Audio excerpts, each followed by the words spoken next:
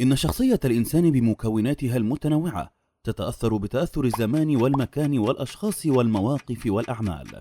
ومن أهم العوامل التي تساعد في تكوين الشخصية القوية ما يلي: أولا، حسن الظن بالله. من ظن أن الله سيوفقه سيعمل ويجتهد، ومن ظن أنه لن يوفق فلن يقدم على العمل.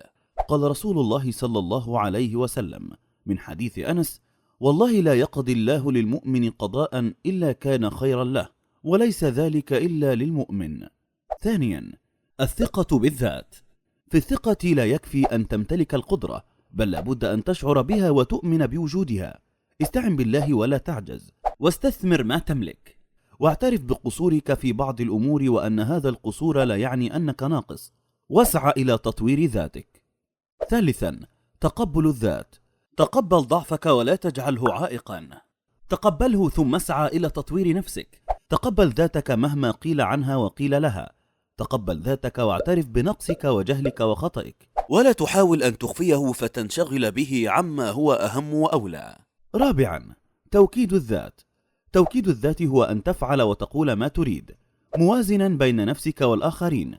فتقديم الذات دوما نرجسية وأنانية، وتقديم الآخرين دوما ضعف وذلة، والتوسط بينهما توكيد وقوة.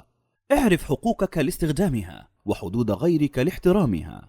خامسا، تقدير الذات. تقدير الذات هو القيمة التي يضعها الإنسان لنفسه.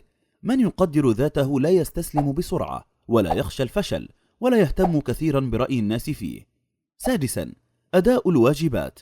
إن عدم تأدية الواجبات أو عدم تأديتها بشكل جيد يضعف شخصية الإنسان وتقديره لذاته، وكلما زادت الفجوة بين ما أنت عليه وبين ما يجب أن تكون عليه نقص تقديرك لذاتك. سابعا، المعايير والمثالية. إن التصرف بطريقة أقل مما تفرضه معاييرك عليك، والحصول على نتائج أقل مما تطالب به نفسك، يهز ثقتك ويضعف تقديرك لذاتك. ثامنا، الصدق والمصداقية. عندما تهتز الشخصية تهتز معها الحقيقة، لأن الصدق يحتاج إلى مواجهة وإلى قوة، وهذا ما لا يملكه مهزوز الشخصية.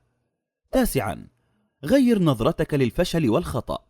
الفشل لا يعني أبدا أنك لن تصل، بل يعني أن هناك طريقا آخر، فابحث عنه. احرص على النجاح والفلاح، فالنجاح هو تحقيق ما تريده أنت، والفلاح ما يريده الله منك. فإذا فتتك الأولى فلا تفتك الثانية، وإن فاتتك الثانية فلا خير في الأولى. التعامل مع النقد. لا تعتمد في تقديرك لذاتك على رأي الناس فيك، فإن فعلت ذلك كان تقديرا لهم، فاجعله يدفعك ولا يمنعك، يحفزك ولا يحجزك. أدي النصيحة على أكمل حال واقبلها على أي حال. استفد من النقد ولا ترفضه. 11، التعامل مع الناس. من كانت قيمة الناس عنده عالية خاف على صورته عندهم، ومن ظن أن قدرة الناس عالية خاف منهم وحرص على رضاهم. ولو تأملت كلمة أكثر الناس في القرآن لوجدت أنها تنتهي بلا يعلمون ولا يعقلون ولا يشكرون لا يؤمنون، فلماذا ننشغل بهم؟ 12، التعامل مع الخوف. الخوف ضيف ثقيل، فاقبل مخاوفك ثم حدد أهمها وبين درجتها، ثم شخص مواقفها ولخص أسبابها، ثم درب نفسك على مواجهتها. وفي الختام، أنت من يحدد لنا من أنت. مستفاد من كتاب الشخصية القوية، تأليف ياسر الحزيمي.